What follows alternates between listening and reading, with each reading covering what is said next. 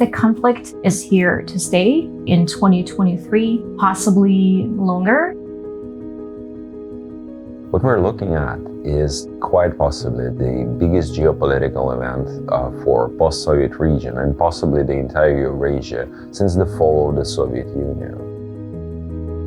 There's no common ground between the two parties. Russia and Ukraine fundamentally disagree on what a potential peace agreement could look like. Russia is keen to physically control the four regions it claims to have annexed in September, whereas Ukraine, having had several major military successes over the past year, is now eager to reclaim all of its territory. Both sides essentially believe that they can reach these goals with military means. Even though we think that Western support, both military and financial, is likely to continue throughout this year, support could come under pressure as a protracted war continues to have global ramifications. Where would the line be? Would it be a ceasefire, or would it be a lasting peace settlement put on paper and accepted by all sides? I would honestly say that it is Russia that is the biggest uncertainty of the conflict. They started it, so they can finish it. But there's more, because we don't understand how Russia is going to come out of it.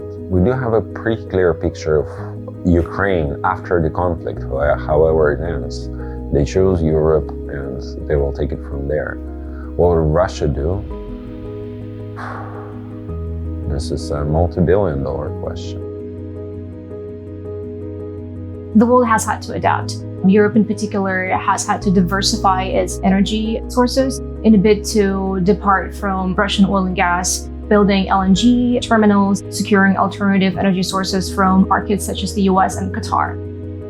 This winter, Europe has been able to successfully diversify its energy sources. Numerous factors have helped make this happen, including milder winter conditions in Europe, but it hasn't been a success to all countries, so it hasn't been uniform. We don't know how harsh next winter will be. As European and other Western governments compete to secure those limited energy sources, prices will remain high. We have a major factor that's come into play and that's going to stay here with us for years, and this is sanctions.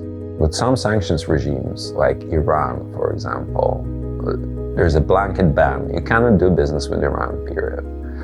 You can do business involving Russia as long as you don't run afoul of the sanctions.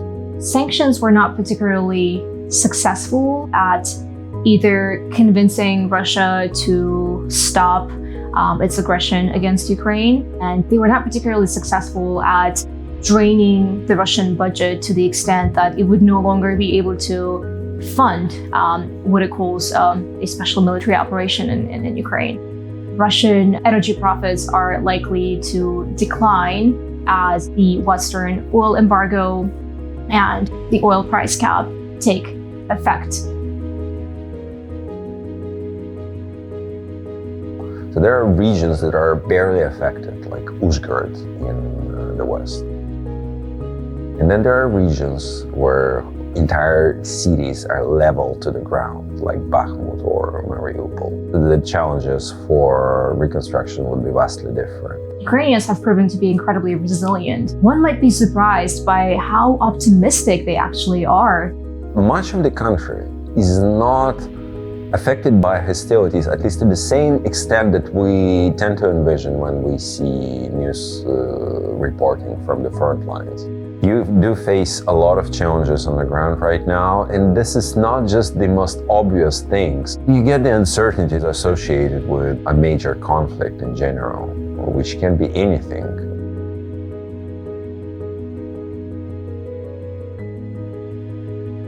There's a clear lesson to be derived from all of this, and this is: do not underestimate the outlier scenario.